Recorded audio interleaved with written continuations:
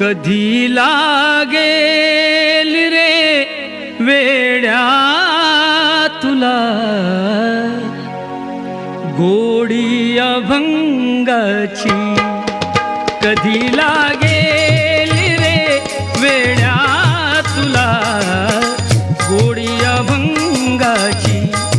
बघून घे सावळी मूर्ती आता त्या पांडुरंगाची.